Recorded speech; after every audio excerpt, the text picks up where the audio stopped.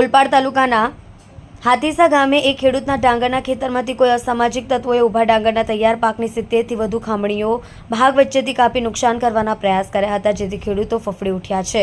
જ્યારે થોડા દિવસ પહેલા જ આ ખેડૂતો ખેતરની નજીકમાં અન્ય એક ખેડૂતના ઊભા ડાંગરના પાકમાંથી પણ કોઈક અસામાજિક તત્વો અમુક ભાગ કાપીને લઈ ગયા હતા, પરંતુ તે સમયે પણ ભોગ બનનાર ખેડૂતે પોલીસ ફરિયાદ કરવાનું ટાળતા આ તત્વોએ મોકળું મેદાન મળી રહ્યું છે અને ખેડૂતો ભોગ બની રહ્યા છે।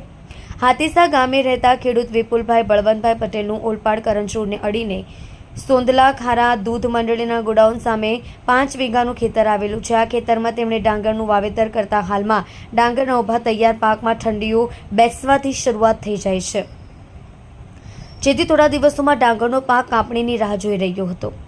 ગત રવિવાર તારીખ 29ના રોજ વિપુલભાઈએ તેમના ખેતરની મુલાકાત લીધી હતી। કલ્પેશ રાણાની સાથે જોતા રહો news 9 Gujarati news channel Surat. જી આપનું નામ? વિપુલભાઈ બળવંતભાઈ પટેલ।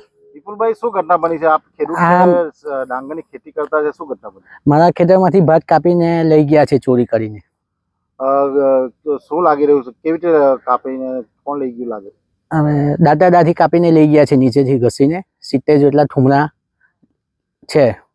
એમાં અડધી ગુણ જેટલું ભાત થાય છે, એમાં અમારો 500 રૂપિયાનો ભાવ ગણે તો 1500 રૂપિયાનું ભાત થાય। કાપી ગયું છે કોઈ ચોરી? હા, ચોરી કોઈ કાપી ગયું છે। ક્યારે ઘટના બની? સાંજના 5 વાગે શનિવારે।